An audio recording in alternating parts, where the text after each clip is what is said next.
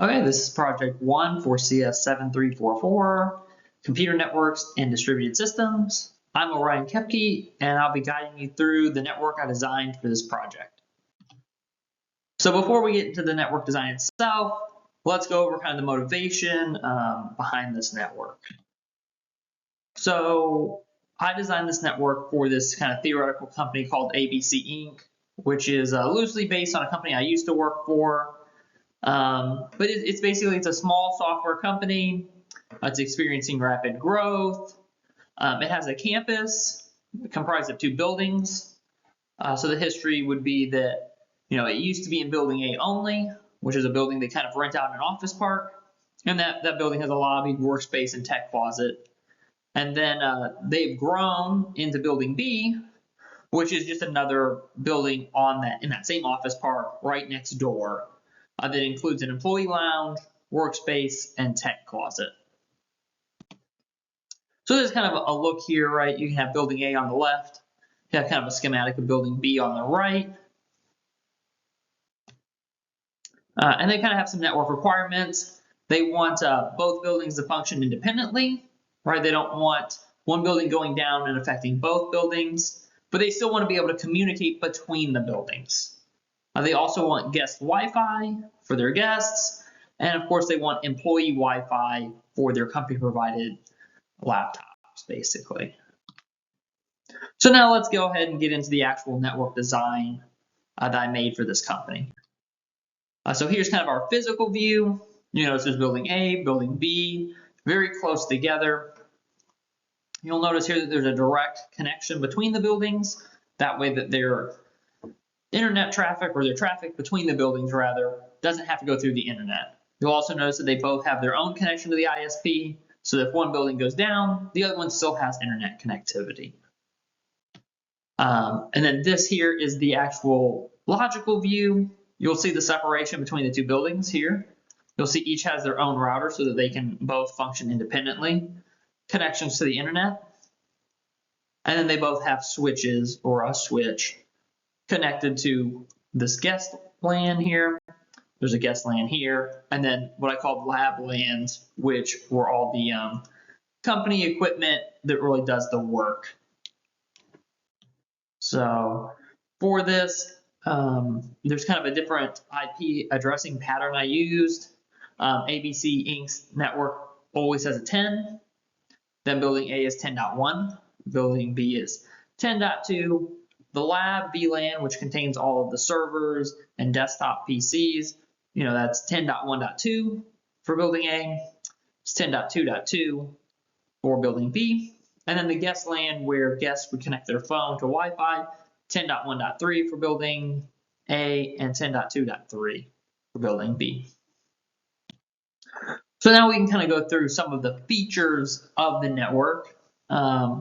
Once again, we've already mentioned, but I'll mention again, just the separate networks for the different buildings so that if one goes down, the other one is basically unaffected. Building interconnectivity, they can both talk to each other across that line that we're going to run. We have DHCP configured on the routers so that we can dynamically configure the IP addresses and those things. We have 2 DNS servers, 1 in each building. I couldn't use DDNS in a Cisco Packet Tracer, so we just used regular DNS and made these servers have static IP addresses, right? So that way the IP addresses don't change. I also couldn't do DNS mirroring, it seems, in Cisco Packet Tracer. So each of the DNSs had to have the entries entered manually. We also added wireless access points as per the requirements for the guests, and also for the employees for their company laptops. As far as security goes, we went ahead and encrypted the line between the buildings using AES. We also added WPA2, PSK, and AES for wireless security. We use that for both the employee and the guest wireless networks. The guest one, this should be more than fine in the future. The employee one, if the company ever set up an LDAP, you would probably want to switch it over to that type of thing, to have every employee have their own username and password to log in. I looked into setting up LDAP, but I couldn't figure out, I don't think that Cisco Packet Tracer supports that. And finally, guest and lab VLANs were separated. So that way guest devices can't go and access the company devices in that lab VLAN for security purposes. Finally, let's go ahead and talk about the different devices. So the router is the ISR 4331. It's a little more expensive router, but it does provide you with 3 gigabit connections. 1 to go into the building it's in, 1 to go to the building across the way, and then 1 to go to the internet. The switches, right, they're the 2964 24TT. There are 24 different ports on them, which is kind of a lot, which of course would make the switches somewhat expensive. But this is a fairly large software company, which will have a fair amount of different servers and different PCs and laptops. I really think that we'll use all of those ports. In the current diagram, it's not all shown, because if we had 100 employees, there might be 100 plus devices, and Cisco Packet Tracer doesn't do the best for that. However, in building A, I did show how you could daisy chain the switches together to connect multiple of these to support, 50 plus employees or multiple servers. Cables, I added Cat5 Ethernet cable. It should be fine. Even between the buildings, it should be within the 100 meters that Cat5 supports.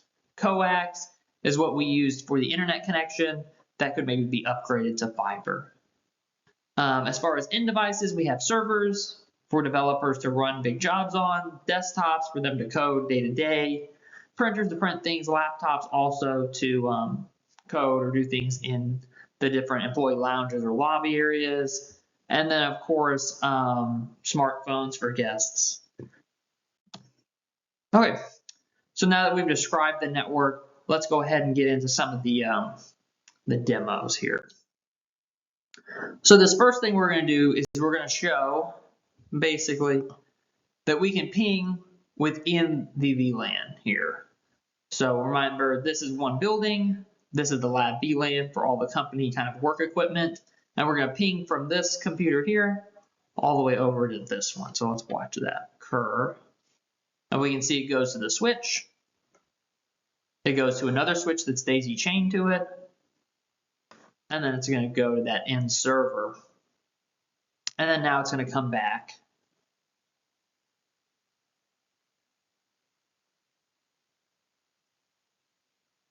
And there it goes, made a full trip. So that's interesting. So now let's go ahead and try and ping the other building. So we're going to go from this computer over to BPC3, which is another PC computer in building B. So we can kind of watch that go. So it goes to a switch, goes to the other switch, goes to the router, goes to the router of the other building, goes to the switch of the other building, and then goes to that other PC. And then here it comes back. Okay, almost there. And that's it. So, okay, so now we showed that we could ping within one building, we could ping across buildings. However, right, the guest devices we don't want to be able to ping. So in this, we're going to show that this guest laptop cannot ping something in this box. In this case, we picked APC4. So we're going to just show that demo real quick. Here it's going from the wireless access point to the switch, to the other switch, to the router. And then the router is actually sending a denial message here in red, saying basically, yeah, you can't access that. So that shows it can't do it within this building, but there's a lab in the other building. So let's have a demo real quickly to show that this same computer can't hit something in this VLAN. And we're going to run that simulation to see that it goes to the wireless access point, to the switch, to the other switch, to the router. And once again, the router will send back this denial.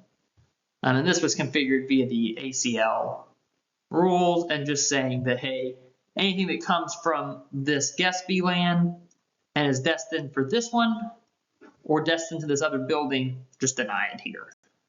And that's what you've seen here. So next we're going to show this DNS server basically. I'm going to show you from building A. We're going to see the DNS server for building A with the entries. And we're going to go try and ping basically A server 1, A server 2, and B server 1. A server 1 and 2 being over here in the building we're going to be in, and B server 1 being over here in the other building. So let's watch that. And here you can see the entries in the DNS. And here you can see that we're going to start pinging these different servers. And you can see that they're coming back just fine. All of the messages are coming back, meaning that we can actually hit them. And that's pretty much it for this one. Finally, we're going to go ahead and show that the DHCP server, which is configured on the routers, will actually work. And we're going to do this by basically showing that it is connected now. We're going to turn off the computer, turn it back on, and show that it reconnects and gets an IP address and a DNS server configured. So let's do that now. And you can see me turn it off. You can see this area on the left here went all red. And now it's trying to connect. So if we give it just a second here.